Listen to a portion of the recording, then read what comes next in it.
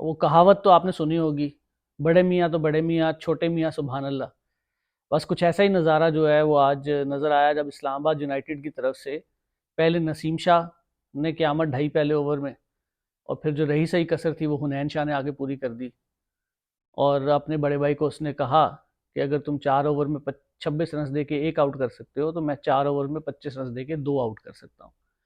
बहुत ही extra ordinary performance थी दोनों भाइयों की तरफ से, एक ऐसे ट्रैक के ऊपर जो कि बैटिंग फ्रेंडली ट्रैक था। रावलपिंडी जो है वो हिस्टोरिकली हाई स्कोरिंग एवेन्यू है, और उसके ऊपर पिछले पीएसएल के अंदर 6 दफ़ा 200 से शायद रन जो हैं वो स्कोर किए गए हैं, और चेज भी हुए हैं 240 प्लस, तो 2 दफ़ा चेज भी हुआ है। तो ऐसी पिच के ऊपर जब आज इस्लामाबाद यूनाइटेड ने 197 रन किए थे, तो ऐसा लग रहा था कि शायद स्कोर जो है ये इतना नहीं है जिसको ये डिफेंड कर सकेंगे, लेकिन उनके बॉलर्स का भाई कुछ और ही ख्याल था। और Naseem Shah as usual outstanding थे पहले ओवर में। इंजरी के बाद से वो जब से आए हैं तो अब वो ऐसा लग रहा है कि अपना रिदम उन्होंने वापस पकड़ना शुरू कर दिया है, और बहुत अच्छी जो है वो बॉलिंग करवा रहे हैं। सिर्फ एक चीज़ जो उनको देखने की ज़रूरत है वो ये है कि जब वो आउट स्विंग करते हैं तो उनका जो आउट स्विंग बॉल है वो बहुत ज़्यादा स्विंग हो जाता है बाहर की तरफ, राइट हैंड बैट्समैन से। और ये चीज़ उनको कंट्रोल करने की ज़रूरत है। हम अक्सर कहते हैं कि यार ये बहुत अनलकी बॉलर है, इसको विकेट्स नहीं मिल रहे। तो वो अनलकी से ज़्यादा उसको अपनी स्किल पे काम करने की ज़रूरत है, उसको स्विंग कंट्रोल करने की ज़रूरत है, और स्विंग को छोटा करने की ज़रूरत है। जितनी छोटी स्विंग वो करेगा उतना एज ज़्यादा निकलेगा, क्योंकि अभी बड़ी स्विंग होने की वजह से वो एज बीट कर जाता है, और ये उसका अपना नुकसान है क्योंकि उसको विकेट्स नहीं मिल रहे आउट स्विंग बॉलिंग के ऊपर। लेकिन लेफ्ट हैंड बैट्समैन को उसने आज अच्छी बॉलिंग कराई है, और साइम को उसने 2-3 बॉल्स के ऊपर काफ़ी तंग किया है, और इवेंचुअली उसकी विकेट भी ले ली है। जब मैच शुरू हुआ, आज कुछ ऐसी बातें करते हैं जो हमें पॉजिटिव नज़र आए।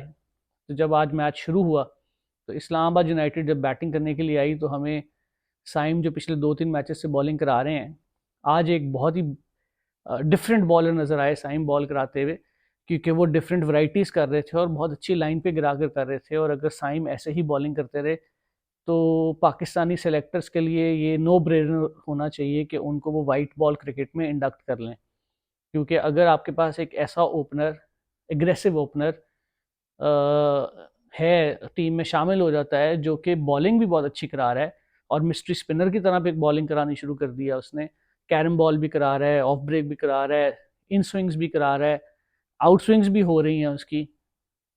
तो ये बॉलर जो है ये काफ़ी, ये ओवरऑल एक बड़ा ज़बरदस्त पैकेज बन जाता है, और ये फिर एक प्लस बन जाता है टीम के लिए।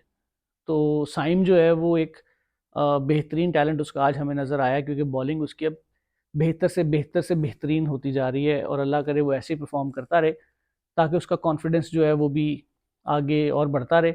और इसके लिए क्रेडिट देना चाहिए बाबर आजम को कि उन्होंने, और उनकी मैनेजमेंट को, कि वो उन पे ट्रस्ट कर रहे हैं, उनकी एबिलिटी पे ट्रस्ट कर रहे हैं, और उनको कॉन्फिडेंस दे रहे हैं। शुरुआत कुछ खासी अच्छी नहीं थी, और ना सिर्फ साइम ये बॉलिंग करा रहे हैं बल्कि वो एक थिंकिंग बॉलर भी हैं, क्योंकि जब उनको मनरो ने हिटिंग की थी तो वो विकेट छोड़ के हिटिंग कर रहे थे, और वो बॉल अंदर ला रहे थे मनरो के। जैसे ही उन्होंने देखा कि वो 2 हिट्स उनको वहाँ पड़े हैं, उन्होंने अपनी लाइन लेंथ चेंज की, outside the off stump ball कराना शुरू किया, और ऑफ स्पिन कराना शुरू कर दिया, जो कि मनरो के लिए बाहर निकल रहा था, और इवेंचुअली वो उसकी विकेट ले गए। तो ये शो करता है कि वो एक थिंकिंग बॉलर है, और ये चीज़ हमें चाहिए पाकिस्तानी क्रिकेट के अंदर। हमें वो प्लेयर्स चाहिए जो वक्त के ऊपर अपने दिमाग का इस्तेमाल सही कर सकें। शादाब ने एक अच्छी इनिंग्स खेली है आज, एक दफ़ा फिर, क्योंकि फट्टा विकेट थी, फ्लैट डेक था, तो शादाब साहब जो हैं 2 आउट होने के बाद 2 डाउन आ गए थे, और फिर दे मार 4.5, जिधर की बॉल थी उधर की उन्होंने लपेटा मारा और लेते गए। हिट वो अच्छी कर लेते हैं, हैंड आई कोऑर्डिनेशन उनका ठीक है, और आज एक अच्छी इनिंग्स खेली है, उन्होंने 80 रन की इनिंग्स खेली है, और ये एक प्लेटफॉर्म उन्होंने दिया अपनी टीम को कि बड़ा स्कोर की तरफ वो लेकर गए। और फिर एंड पे तो हमारे सबके फेवरेट चुलबुल पांडे साहब आए, और उन्होंने आके 14 बॉलों में 29 रन की एक बड़ी तेज़ इनिंग्स खेली है, एक कैमियो खेला है।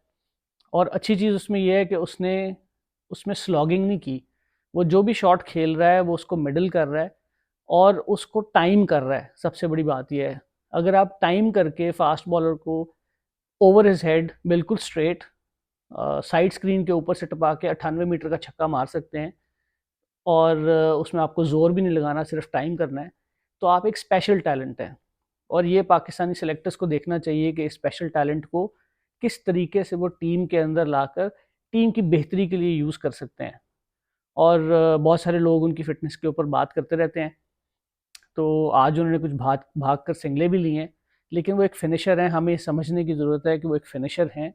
हमें उनसे सिंगल्स या फास्ट सिंगल्स की रिक्वायरमेंट इतनी ज़्यादा नहीं होगी जिस वक्त वो मैच में ऐसी स्टेज पर आया करेंगे जहां उनको मैच फिनिश करना है। वहाँ बाउंड्रीज की ज़रूरत है, वहाँ पावर की ज़रूरत है, वहाँ इनोवेटिव शॉट्स की ज़रूरत है, और वो ये तीनों चीज़ें बहुत अच्छी तरह खेल लेते हैं। उसके अलावा उन्होंने आज हुनैन की बॉल पर एक कैच पकड़ा है और वो बहुत शार्प कैच था, काफ़ी रिफ्लेक्सिव कैच था। और आज़म खान जो है उनकी हैंड आई कोऑर्डिनेशन बड़ी अच्छी है और उनके रिफ्लेक्सेस बड़े क्विक हैं। अपने इस बॉडी वेट के बावजूद, स्ट्रक्चर के बावजूद, ये दोनों चीज़ें उनकी बहुत अच्छी हैं और आई थिंक इसको यूटिलाइज़ करना चाहिए पाकिस्तान को। चेस के ऊपर ऐसा लग रहा था कि शायद 197 शॉट हो जाएगा क्योंकि ग्राउंड ऐसी है, लेकिन नसीम शाह जो हैं उनकी ख्यालात कुछ और थे। पहले बाबर जो हैं वो एक शार्प सिंगल लेते हुए रन आउट हुए, और यहाँ पर बाबर को ये समझने की ज़रूरत है और लर्न करने की ज़रूरत है कि उनकी विकेट बड़ी प्राइज विकेट है। वो बहुत क्रीज से बहुत थोड़ा फासला था जब वो आउट हुए हैं, बजाय इसके कि वो बैट को ड्रैग कर रहे थे। बाबर की विकेट क्योंकि बहुत प्राइज है, उनको इतनी आसानी से नहीं देनी चाहिए, और जब उनको नज़र आ रहा है, रियलाइज़ हो रहा है कि वो नहीं पहुंच पाएंगे, तो उनको डाइव करने की ज़रूरत है। सो ये चीज़ उनको प्रैक्टिस में लेकर आने की ज़रूरत है, इसको इनकलकेट करने की ज़रूरत है, हैबिट बनाने की ज़रूरत है कि जब वो शार्प सिंगल ले रहे हैं तो वो डाइव भी करें ताकि वो अपनी विकेट बचाएं। उनकी विकेट बहुत इंपॉर्टेंट होती है, और आज हमने देखा उनकी विकेट गई तो पेशावर ज़ल्मी जो है वो all sort of trouble face किया उन्होंने, और बहुत ही जल्दी उनके 5 विकेट्स जो हैं वो हट में वापस जा चुके थे। मैच तकरीबन डेड हो गया था। उसके बाद तो सिर्फ उन्होंने भी इजी ले लिया इस्लामाबाद यूनाइटेड वालों ने, और कुछ अच्छी हिटिंग भी करना शुरू कर दी वॉल्टर ने और आमिर जमाल ने। आमिर जमाल ने एक अच्छी इनिंग्स खेली है, वो पहले ऑस्ट्रेलिया में भी एक तेज़ इनिंग्स खेल चुके हैं, आज फिर उन्होंने हिटिंग की है, तो ऐसा लग तो रहा है कि वो एक हिट अच्छी कर लेते हैं।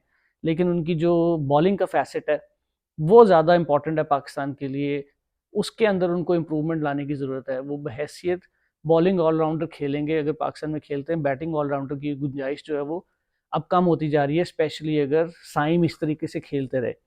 और साइम अगर इस तरीके से ही खेलेंगे तो पाकिस्तान को एक ऑप्शन मिल जाएगी कि वो अपनी बैटिंग को इम्प्रूव कर सकते हैं, क्योंकि उनके पास एक अच्छा बॉलर जो है वो इंडक्ट हो सकता है वाइट बॉल क्रिकेट के अंदर। ओवरऑल मैच जो है वो एक इजी विन थी इस्लामाबाद यूनाइटेड के लिए, और शादाब ने बॉलिंग में भी 3 विकेट्स लिए हैं। ये पाकिस्तान के लिए अच्छा है क्योंकि वो जितना ज़्यादा बॉलिंग में अच्छी परफॉर्मेंस करेंगे उतना ज़्यादा बैटिंग में अच्छी परफॉर्मेंस करेंगे, उतनी ज़्यादा कैप्टनसी अच्छी करेंगे। Overall congratulations to Islamabad United. अभी आगे टेबल जो है वो अभी भी लाहौर के लिए थोड़ा बहुत चांस मौजूद है, लेकिन वो बहुत ही स्लिम मार्जिन है। तो अपने तीनों जीतें, पेशावर अपने तीनों हारे, सो अभी इसके ऊपर उनको कैलकुलेशन करनी है, साथ ही कराची की भी दुआएं मांगनी है कि वो भी अपने 4 में से 3 मैच हारे। थोड़ा डिफिकल्ट है, बट लेट्स सी आगे क्या होता है। अनटिल नेक्स्ट मैचेस, खुदा हाफिज़।